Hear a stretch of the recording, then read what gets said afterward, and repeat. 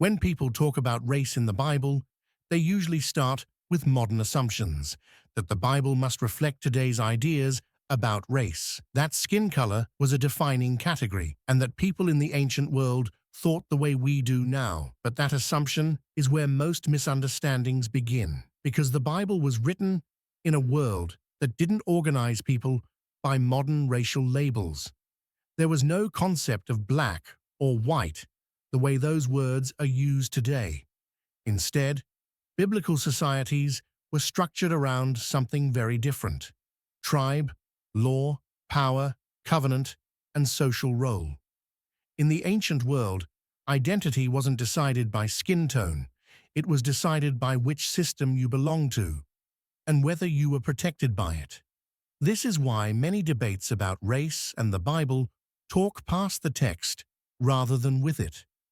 We read ancient language through a modern lens and assume it means what it means today. But once you step back and look at the Bible as a record of social systems, how groups were formed, governed, protected, or excluded, a very different picture begins to emerge. In this video, we're not arguing beliefs or promoting ideology. We're simply asking one question: what does the Bible actually describe when we read it on its own terms? To answer that, we need to separate modern assumptions from ancient systems, and that starts with the first fact most people never hear. One of the most common assumptions people bring to the Bible is the idea of race as we understand it today. We instinctively look for categories like black, white, or racial groups, because those labels dominate modern conversations. But when we look closely at the biblical text, something important becomes clear. Those categories simply do not exist in the biblical world. In the ancient societies where the Bible was written, people did not organize themselves by skin color. There was no concept of race as a biological hierarchy, and no system that sorted humanity into fixed racial groups based on appearance. Instead, identity was built around tribe, lineage, land, law, and allegiance. When biblical writers described people, they did not ask, "What race are they?" They asked questions like, "Which tribe do they belong to? Which land are they from? Which laws do they live under? And which authority protects them?" This difference matters because it means we are often searching the text for something it was never trying to describe. The Hebrew Bible, for example, uses words like nation, people, house, and tribe. These were social and political categories, not racial ones. They defined who shared obligations, protection, inheritance, and responsibility, not who shared skin tone. Even when physical appearance is mentioned, it is never used as a basis for hierarchy or moral value.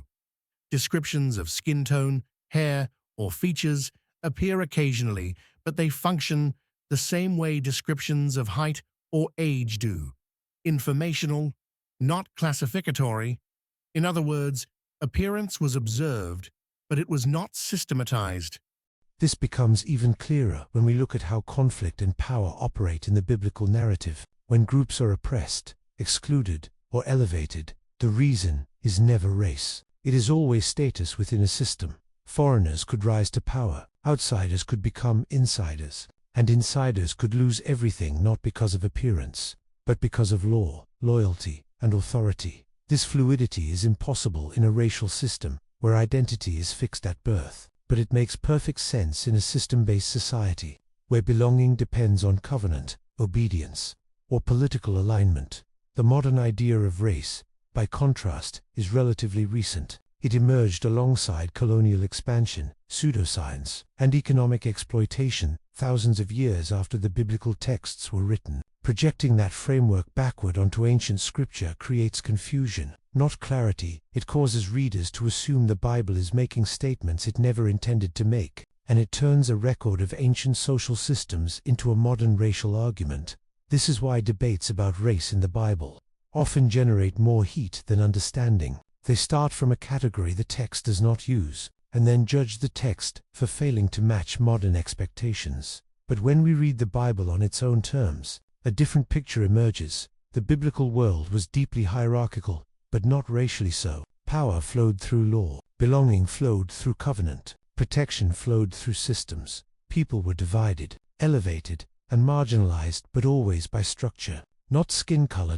Understanding this first fact is essential, because it reframes everything that follows. It shifts the conversation away from modern labels and toward the mechanisms that actually shaped ancient societies. And once you see that, the next question becomes unavoidable. If the Bible wasn't organizing people by race, then what was it organizing them by? That question leads directly to the next fact. Once we step away from modern race categories, another assumption begins to collapse. The assumption that skin color functioned as a measure of worth in the biblical world. Today, we often associate visible difference with social value, because modern societies trained us to do so. But in the biblical system, worth was not calculated through appearance. It was calculated through role, responsibility, and standing within a moral framework. In the biblical narrative, value is consistently tied to function, not form. People are evaluated based on obedience, justice, faithfulness, wisdom, or betrayal, not complexion. When individuals rise or fall, the reason is never their physical traits. It is always their relationship to law, authority, or covenant. This is one of the most misunderstood aspects of the text. Modern readers often expect ancient societies to mirror modern prejudices, but the biblical system operates on a different axis altogether. When the Bible describes someone as righteous or corrupt, favored or condemned, the criteria are behavioral and structural. Who keeps the law? Who abuses power? Who protects the vulnerable? Who violates the system they are part of? Skin color simply doesn't appear in these calculations. Even in passages where physical appearance is mentioned, it is never used to assign social rank or moral value. Descriptions of people's features are descriptive, not prescriptive. They tell us what someone looked like, not what they were worth.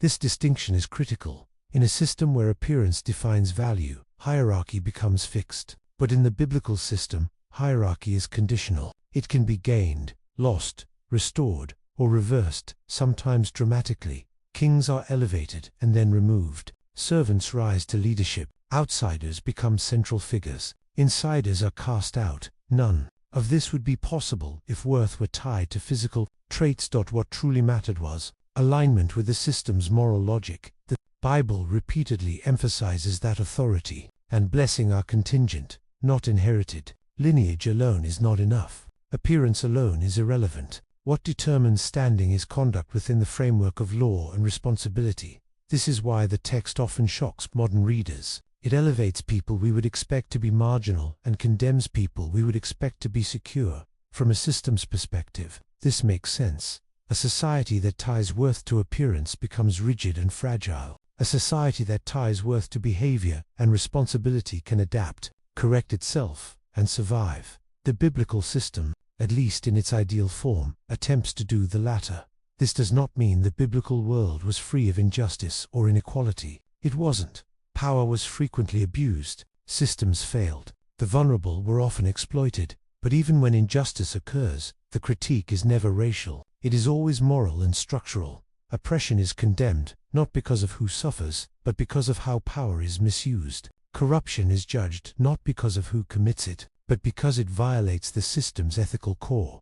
This matters because it reveals what the Bible is actually concerned with. It is not constructing a hierarchy of bodies, it is constructing a hierarchy of accountability. Those with power are judged more harshly, not less. Those entrusted with authority are held to higher standards, not protected by status. This reverses the logic of many modern systems, where visibility or dominance often shields individuals from consequences. Understanding this second fact forces a recalibration. If skin color was not a measure of worth in the biblical system, then modern racial hierarchies cannot be justified by biblical logic. They belong to a different framework entirely, one built much later. Under different incentives, the Bible may be many things to many people, but it is not a racial ranking system. It is a record of how societies attempted to measure value through order, law, and moral responsibility. And once that becomes clear, a deeper question emerges. If worth wasn't determined by appearance, then what actually determined who held power? That question leads directly to the next fact. Once we understand that the Bible does not use modern race categories, and that skin color was never a measure of worth, the next layer of the system becomes clearer. Status in the biblical world was determined by power specifically, proximity to authority and law. In biblical societies, hierarchy existed, but it was not racial. It was structural. People occupied different levels of status based on where they stood within the system, their access to authority, their protection under law, and their role within the social order. Power flowed downward through structures, not outward through appearance. Those closest to the center of authority, priests, judges, elders, held influence not because of how they looked, but because of what they controlled. They interpreted law, they enforced norms, they distributed resources, they decided outcomes. Status followed that power.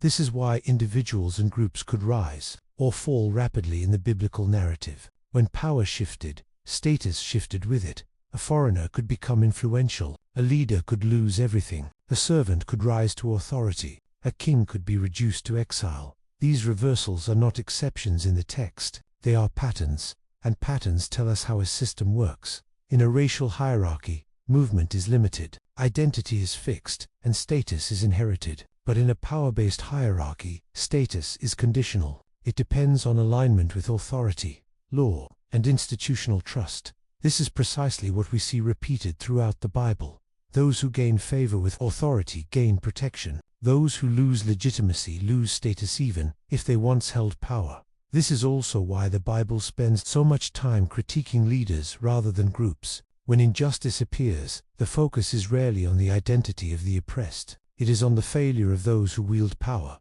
who withheld justice, who exploited the vulnerable, who abused their position. These questions dominate the text because they reveal the system's weak points. From a systems perspective, this makes sense. Societies are stabilized or destabilized not by the characteristics of the masses, but by the behavior of those at the top. When power is exercised responsibly, order holds. When power becomes self-serving, the system corrodes.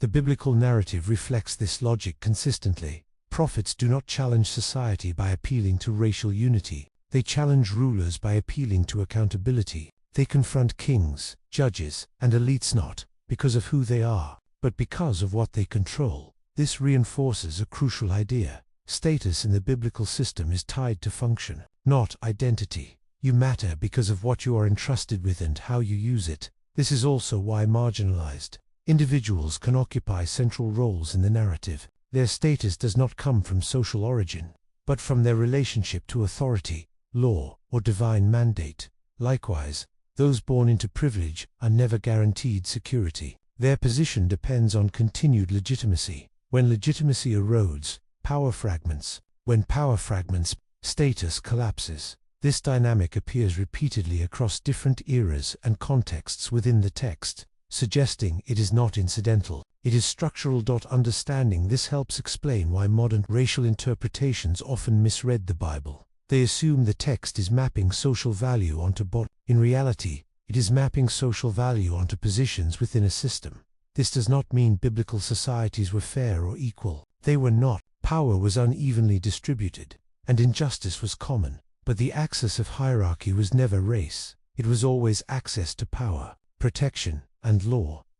And that distinction matters, because it reveals what the Bible is actually diagnosing when it talks about oppression, corruption, or collapse. It is not condemning difference. It is condemning misused authority. Once we see that, another question emerges naturally. If power not race determined status, then how did societies justify who held that power in the first place? That question leads directly to the next fact. Few ideas in the Bible are more misunderstood or more misused than the concept of being chosen. In modern conversations, the word often implies superiority, favoritism, or inherent value. But within the biblical system, chosen meant something very different. It described a role, not a ranking. In the biblical narrative, being chosen was never a declaration that one group was better than others by nature. It was an assignment within a system, a designation of responsibility, obligation, and accountability. To be chosen was not to be elevated above judgment, it was to be placed under it. This distinction is critical in systems language. Chosen functioned like a task allocation mechanism. Certain groups were assigned specific roles: to carry laws, to preserve traditions, to model ethical behavior, and to serve as a reference point for order. The system depended on someone carrying that burden. But with that role came consequences. When the chosen group failed to uphold its responsibilities, the critique was harsher, not lighter. The biblical text repeatedly emphasizes this pattern. Privilege without responsibility is illegitimate.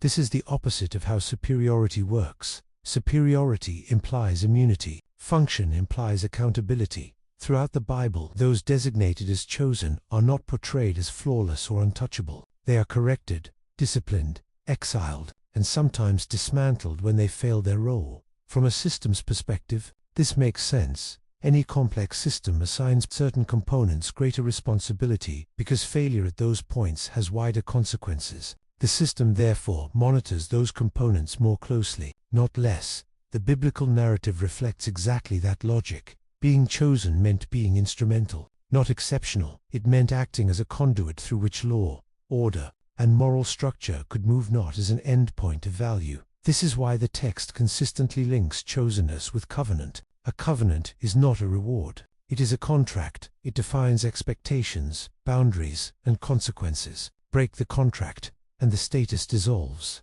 This contractual nature is often overlooked in modern interpretations. People read chosen as identity, when it functioned as assignment, and assignments can be revoked.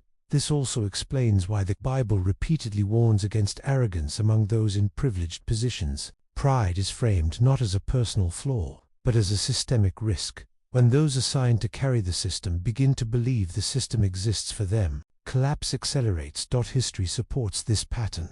Institutions fail when their leaders confuse responsibility with entitlement. They rot when duty turns into dominance. The biblical critique anticipates this failure mode with remarkable clarity. Importantly, the concept of being chosen does not exclude others from value. It defines who is responsible for maintaining order at a given moment. Different groups serve different roles at different times. The system adapts. This flexibility is incompatible with racial hierarchy, which depends on fixed inheritable status. In a racial system, superiority is static. In the biblical system, function is conditional. This is why individuals outside the chosen group can rise to prominence, while those inside it can fall into irrelevance. Status flows with alignment to purpose, not birthright. Understanding this reframes many modern debates. When chosen is misread as superiority, the Bible is accused of endorsing hierarchy based on identity. But when read correctly, it describes hierarchy based on task and accountability. That difference matters not just historically, but socially. It explains why appeals to the Bible have been used both to justify oppression and to dismantle it. The misuse comes from confusing role with worth. The text itself consistently resists that. Confusion. Being chosen was not about being above others. It was about being answerable for others. And once that becomes clear, another question follows naturally. If chosenness was about function and responsibility, then what happened when those entrusted with the system failed to protect the vulnerable? That question leads directly to the next fact. When people read stories of suffering and injustice in the Bible, they often assume the cause must have been race, but the text itself points to a different explanation. Oppression in the biblical world was produced by structures of power, not by skin color. Throughout the Bible, oppression appears repeatedly, but its mechanism is consistent. Those with authority exploit those without it. Those who control land, law, or resources impose conditions on those who depend on them. The axis is always power imbalance. In biblical narratives, people are oppressed because they are vulnerable within a system. They are landless. They lack legal protection. They are indebted. They are displaced. Or they live under an authority that does not represent their interests.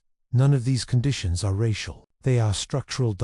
This is why the Bible frequently groups the oppressed into categories like the poor, the widow, the orphan, the foreigner, and the debtor. These are not ethnic labels. They are positions within an economic and legal system. Each group shares the same risk: limited access to protection. From a systems perspective, this makes sense. Oppression emerges wherever safeguards fail and power concentrates. It does not require racial ideology to exist. The biblical text consistently identifies This failure point, when rulers accumulate unchecked authority, when judges accept bribes, when land ownership becomes concentrated, and when debt becomes permanent, oppression follows. The victims may change, but the mechanism remains the same. This is why biblical critiques of injustice focus upward, not outward. They target kings, elites, landlords, and institutions, not populations defined by appearance. The moral outrage in the text is directed at those who manipulate systems to their advantage, not at those who simply exist within them. This distinction is crucial. If oppression were racial in nature, the solution would be exclusion or reversal of identity. But the Bible proposes a different solution: structural correction.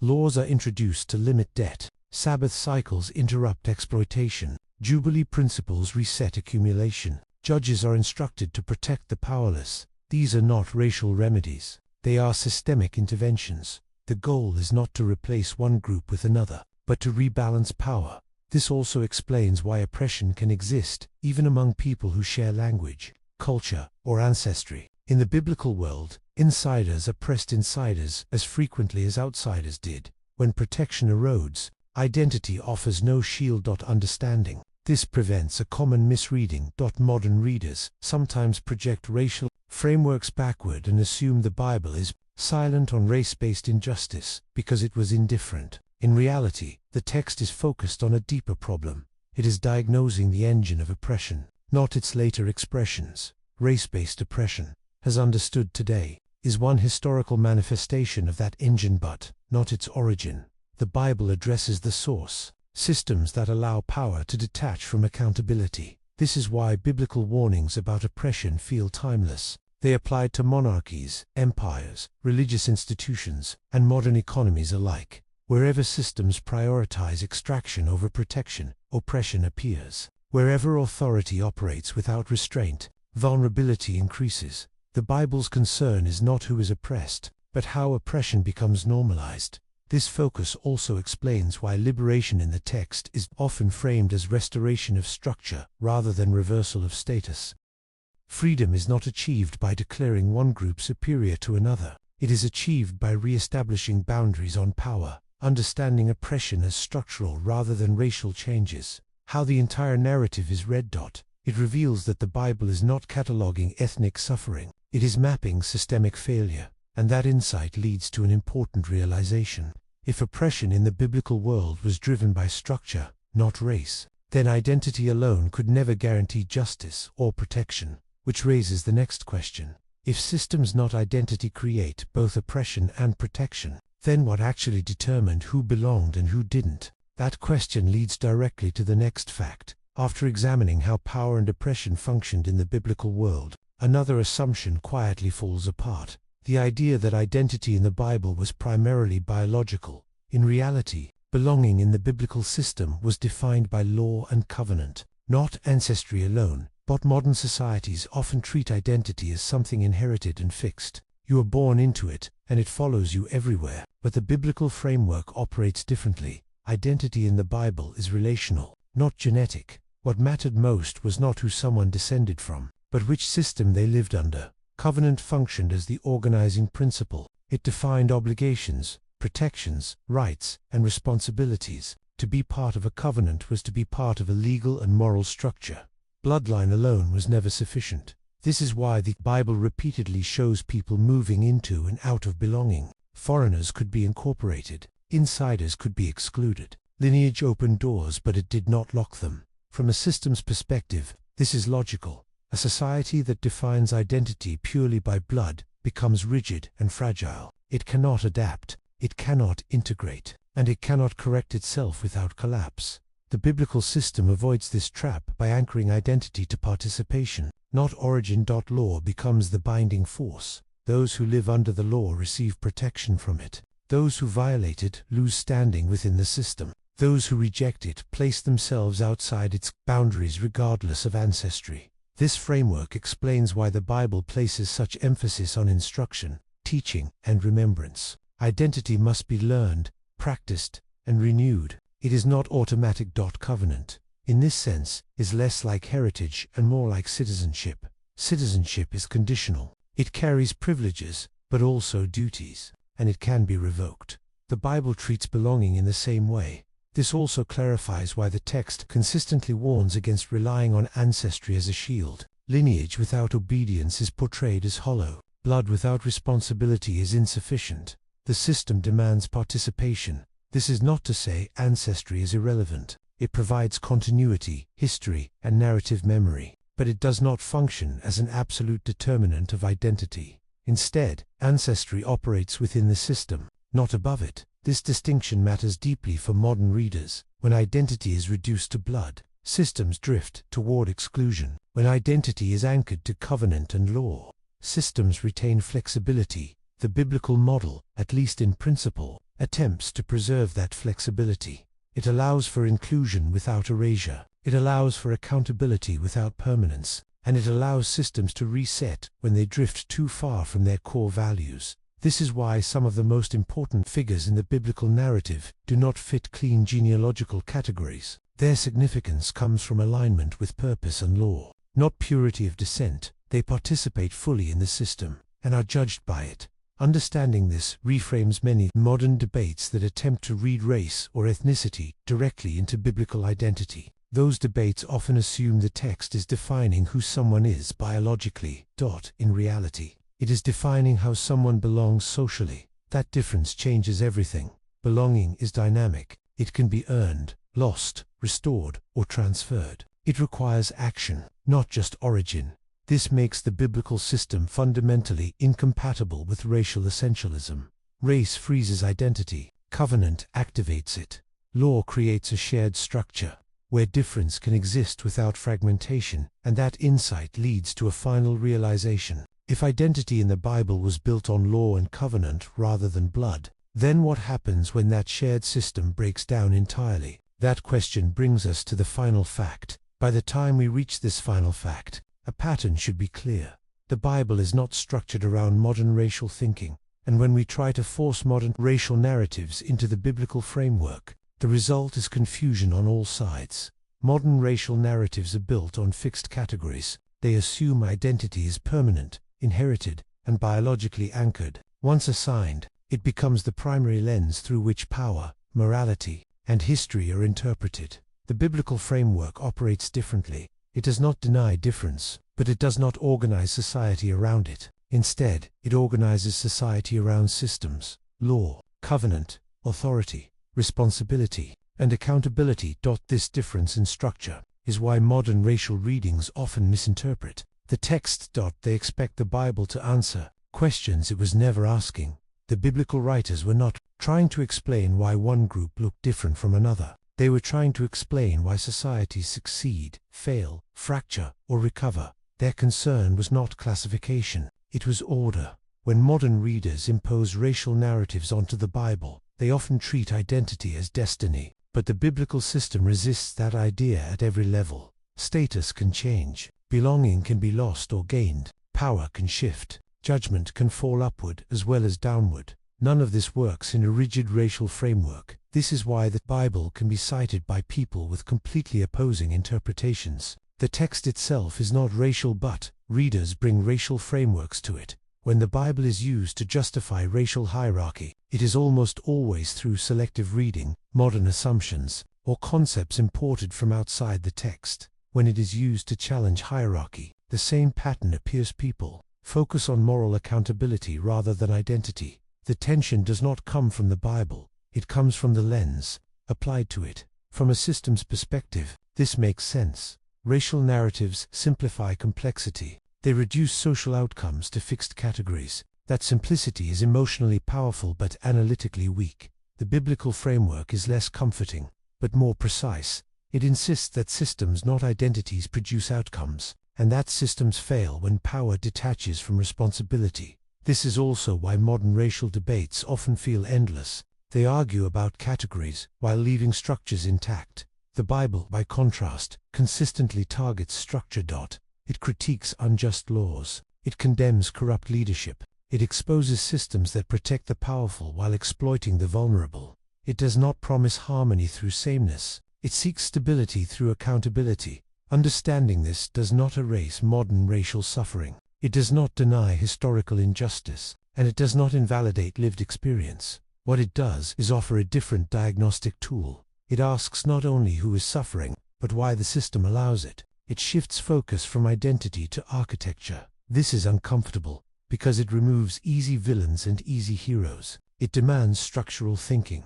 And that is precisely why modern racial narratives often struggle to coexist with the biblical framework. One is built on fixed identity, the other is built on conditional belonging. One treats power as something possessed by groups, the other treats power as something exercised within systems. This does not make the Bible modern, it makes it systemic, and that is why attempts to read the Bible as a racial document repeatedly collapse under scrutiny. The framework simply does not support it. The Bible does not explain the world by dividing people into permanent categories. It explains the world by examining how humans build and break the systems they live under. That perspective does not offer simple answers, but it offers something more durable. It explains why injustice repeats even when identities change. It explains why revolutions often recreate the same hierarchies they overthrow. And it explains why societies fail, not when difference exists, but when accountability disappears. This is why modern racial narratives feel powerful, yet incomplete, when applied to the Bible. They speak to pain, but the Bible speaks to structure. And structure, not identity, is where lasting change either begins or breaks.